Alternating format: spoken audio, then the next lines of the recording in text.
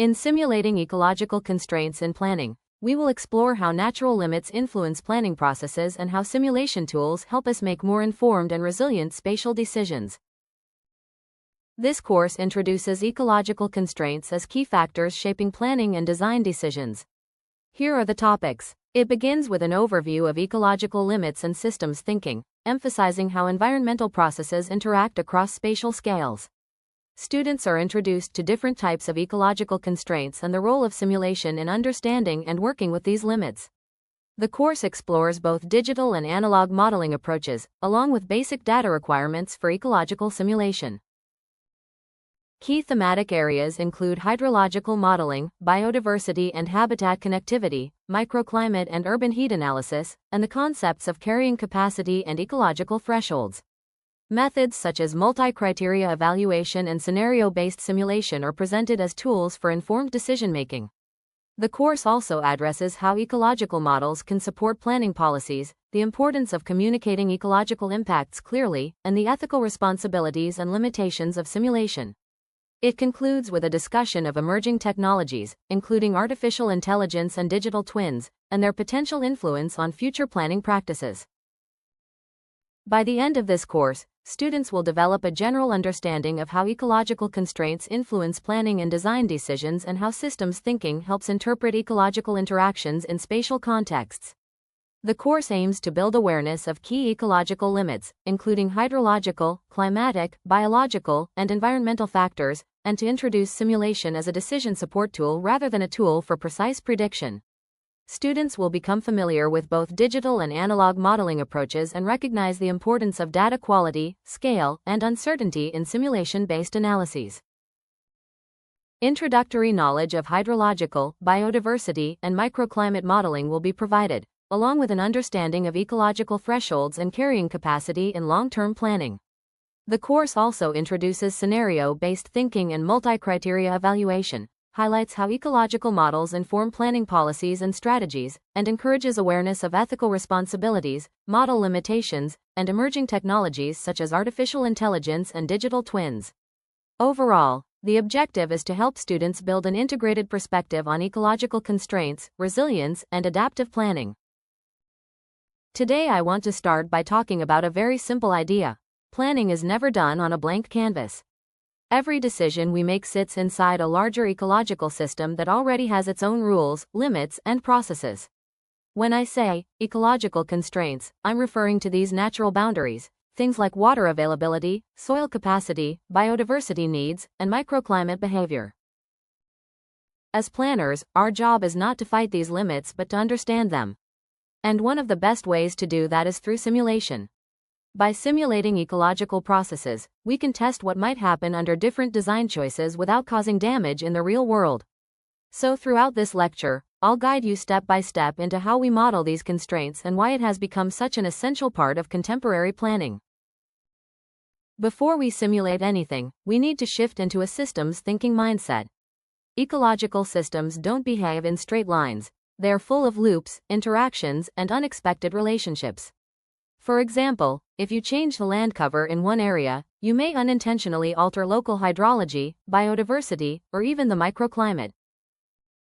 Think of the landscape as a living network. When we apply systems thinking, we stop looking at elements separately and start seeing how they work together. This is the mindset that allows simulation to make sense. Instead of trying to predict a single outcome, we try to understand how different components influence each other over time. Now let's look at the main types of ecological limits that we usually simulate in planning. These constraints represent the natural boundaries within which all planning decisions must operate. Hydrological constraints are often the most familiar. They include surface runoff, infiltration capacity, flood risk, and watershed behavior. When these processes are ignored, development often occurs in areas that are highly vulnerable to flooding or water damage. Biodiversity constraints relate to how species move through the landscape, how habitats are connected, and how ecological systems respond when those connections are fragmented. Planning decisions can either support ecological continuity or disrupt it. Soil constraints influence where and how we can build safely. Soil stability, permeability, and erosion potential all affect construction, landscape design, and long-term land performance. Microclimatic constraints include urban heat islands, shading conditions, wind patterns, and localized temperature differences. These factors directly shape thermal comfort, energy use, and the quality of urban life. Finally, pollution thresholds define environmental limits for air quality, noise levels, and water contamination. These thresholds often function as regulatory boundaries that restrict certain land uses or activities. All of these ecological constraints interact with one another in space and over time.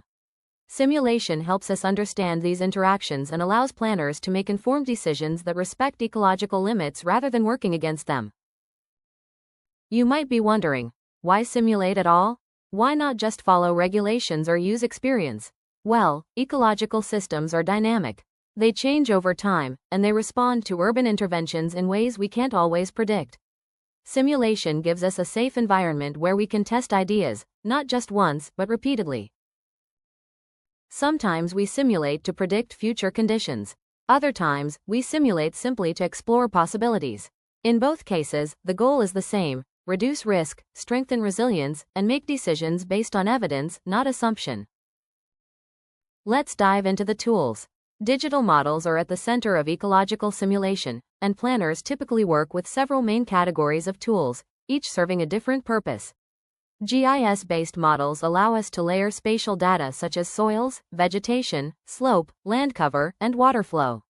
By combining these layers, we can quickly identify patterns, relationships, and areas of potential risk or opportunity across a landscape. Agent-based models focus on behavior rather than static conditions. They simulate how organisms, people, or environmental elements move and interact over time. For example, these models can help us understand how species might navigate a fragmented landscape or how human activity responds to environmental change. Parametric design tools, such as Grasshopper, allow designers to create forms and spatial configurations that respond directly to environmental constraints. Instead of designing first and evaluating later, these tools integrate ecological parameters into the design process itself. Environmental simulation software, including tools like EPD-Net or HECHMS, provides detailed predictions of microclimatic conditions or hydrological behavior. These models help us test temperature patterns, wind flows, rainfall runoff, and flood scenarios with greater precision. Together, these tools allow planners to work across multiple scales, from a single urban block to an entire district or region, supporting more informed and environmentally responsive planning decisions. Now, I want to emphasize something important: not all ecological modeling needs to be digital. Physical landscape models, yes, the old school, handmade kind, still give us an intuitive sense of how water flows or how terrain behaves. Overlay mapping, one of the earliest ecological planning techniques, teaches us to think spatially without relying on algorithms. And manual suitability maps help us internalize ecological relationships instead of letting the computer think for us. Analog models slow us down in a good way. They force us to engage directly with the landscape. To run a good simulation, we first need good data. In ecological simulation, we typically rely on two main types of information. Spatial data describes the physical characteristics of a place. This includes land cover, elevation, slope, soil types, and infrastructure. Spatial data helps us understand where processes occur and how conditions vary across space. Temporal data adds the time dimension. Examples include rainfall records, temperature cycles, seasonal climate patterns, or long-term environmental trends.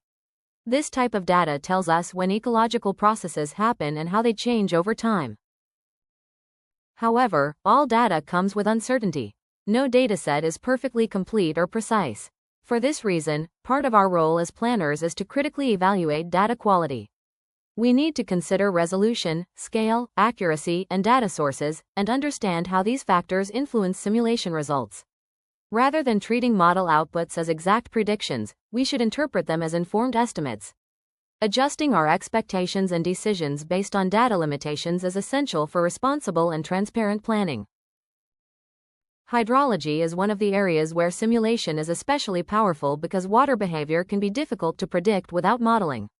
By using digital elevation models and rainfall datasets, planners can simulate how water moves through the landscape under different conditions. These simulations allow us to model surface runoff patterns, identify flood depth and extent, locate groundwater recharge zones, and understand the structure and capacity of drainage networks. Together, these outputs reveal where water is likely to accumulate, flow, or infiltrate during both normal and extreme rainfall events. This information directly supports better urban design and planning decisions. It helps planners design water-sensitive systems such as bioswales, retention ponds, and permeable pavements, and guides development away from high-risk flood areas. By modeling hydrological constraints, planning can work with natural water processes rather than against them, reducing risk and increasing long-term resilience. Biodiversity modeling plays an important role in protecting the ecological fabric of a landscape. Rather than looking at habitats as isolated patches, these models help us understand how ecological systems function as connected networks. When we simulate habitat networks, we can identify which areas serve as ecological cores with high habitat quality, where corridors should be preserved or restored to support species movement, and where urban development creates barriers that fragment ecological connections. Techniques such as least-cost path modeling and circuit theory allow planners to visualize how wildlife may move across fragmented environments by identifying routes that minimize energy use, risk, or disturbance. These tools help translate ecological processes into spatial information that can guide land use decisions, conservation strategies, and infrastructure planning. By using biodiversity simulation, planners can reduce habitat fragmentation, support long-term ecosystem health, and better balance development with ecological continuity. Microclimate models help us understand the small-scale environmental conditions that shape everyday urban life. These models focus on local variations in temperature, airflow, and radiation that are often missed at larger planning scales. By simulating factors such as shading, solar radiation, wind patterns, and surface reflectivity, we can evaluate how specific design decisions influence thermal comfort in streets, public spaces, and pedestrian areas. This makes the impact of urban form and material choices visible and measurable.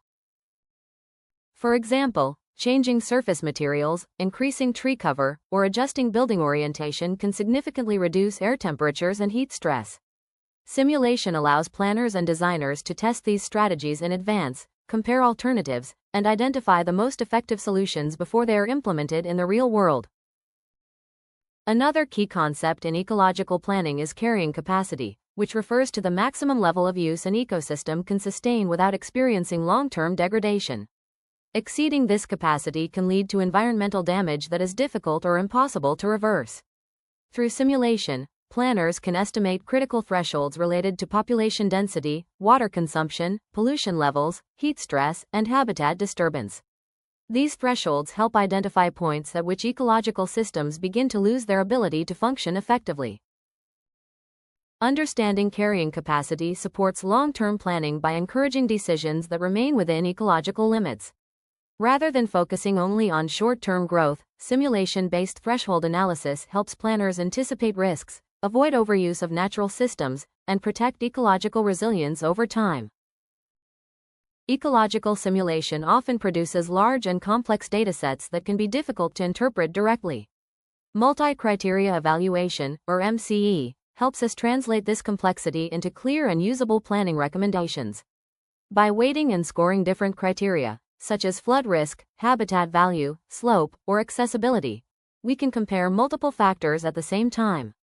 The result is usually a suitability map that highlights areas that are more appropriate for development, as well as areas that should be avoided or protected. One of the key strengths of MCE is that it provides a transparent and systematic decision-making framework.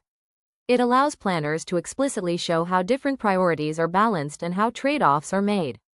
In this way, MCE supports the integration of ecological, economic, and social considerations, helping planners move from simulation results to informed and defensible spatial decisions.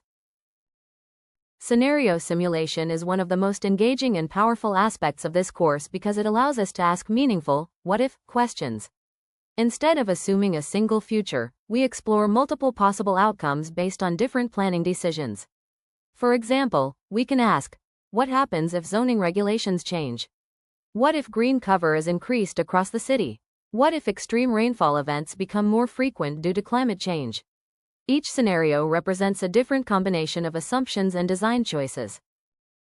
By modeling and comparing these scenarios, we can evaluate how different strategies perform under changing conditions.